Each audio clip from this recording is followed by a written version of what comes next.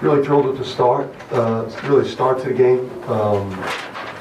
And then a majority of the second half. I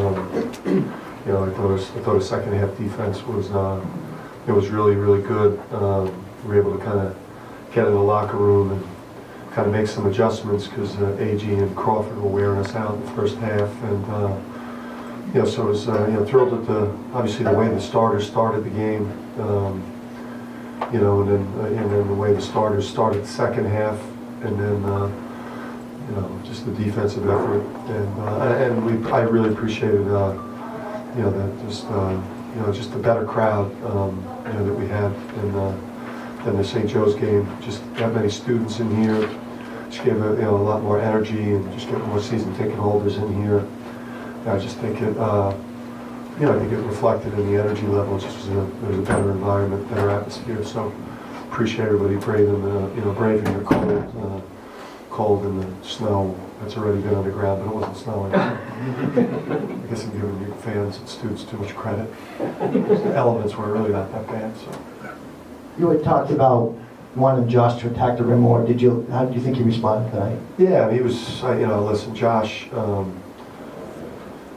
Kenya does a really good job. It was great having, Talik. I think Talik really, Lowell Kamani really been able to help, really help stabilize Al.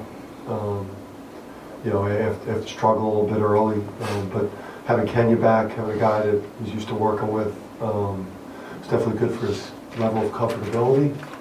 But he's playing against a real dude out there. By age, he could play in a lot of places, play most places in the country. So he knew he had a big matchup, and that's what we're going to need from him. Not necessarily 19, 12, and 4, but the force he played with. He was a man out there. Dan, hi. It's not that big of a room. Al Tariq seemed to do a lot really efficiently, and just wondered your thoughts on his performance and also just how he's settled into this season. Yeah, I mean, it's, again, like in the early part of the season, it's like year 2, game 3, year 2, game 5, year 2, and for him too, it's like, I think he's just coming up on maybe completing the first full season, if you add up, I guess. There were some stops and starts early in his career,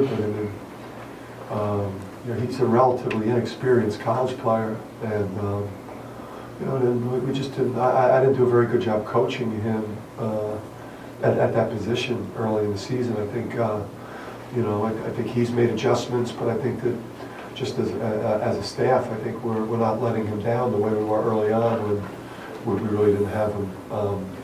Playing to his strengths and then playing to the strengths of the team. But I love where it's going with him. He's so focused on his leadership and trying to make people around him better. The way he was looking for Tyler in that stretch, looks like he's starting to really understand the position.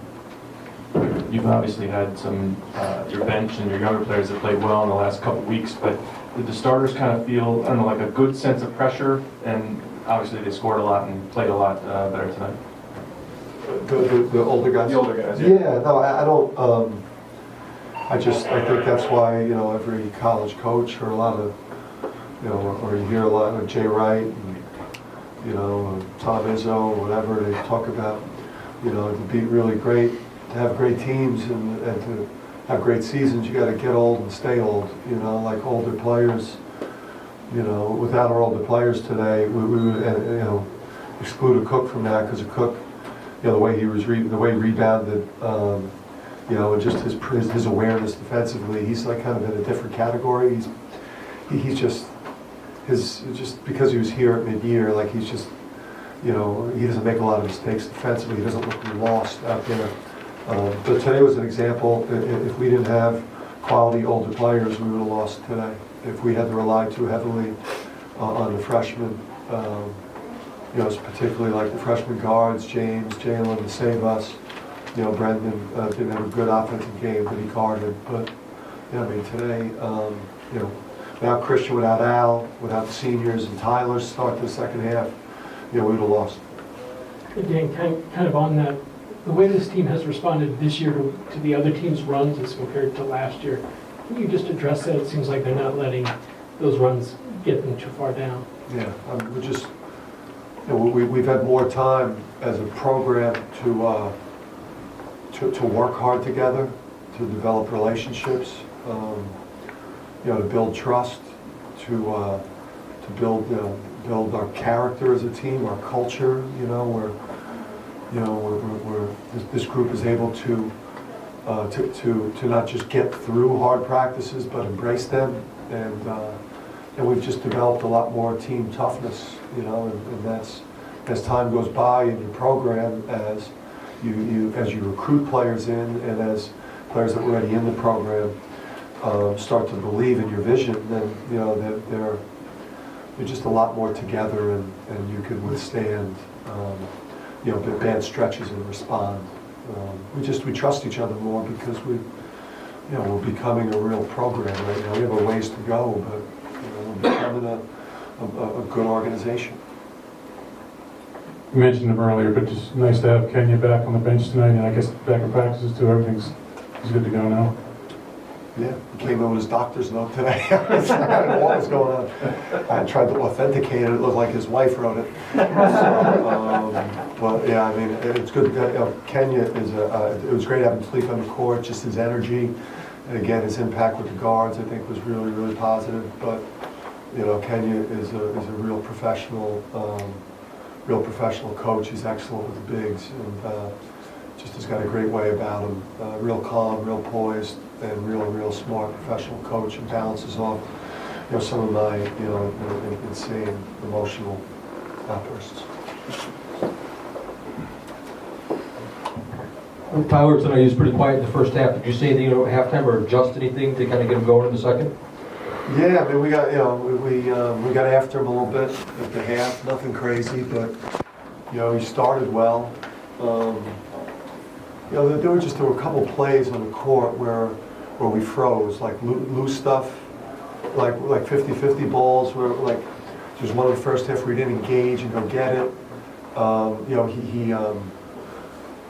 Sorry, I'm blanking right now. He let Crawford get it his left hand on dribble drives that led to 3-point plays and finishes at the rim. So, he made his first perimeter shot, and he kind of disappeared, and he's too important of a player for this team. And again, like his ability to go on a run the way he did shooting the ball, that's a real weapon, and he should be a plus defender too. But he showed something there by not getting down on himself and fighting back there, because we were thinking about hey, that performance, the wheels were turning in my head about maybe giving somebody else to start in the second half, because I just didn't like the level of force that he was playing with. But I'm glad I didn't do it. Dan, did you switch up on Crawford in the second half, do something different on him? Yeah, we just got him going more right.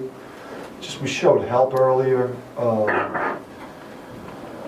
We were more responsive. Just didn't let him get his left hand, and just showed him more help. Ball screen actions, we tried to get the ball out of his hands, be a lot more aggressive with it, and just try to try to let that ball get to their others. We just really didn't want AG and Crawford.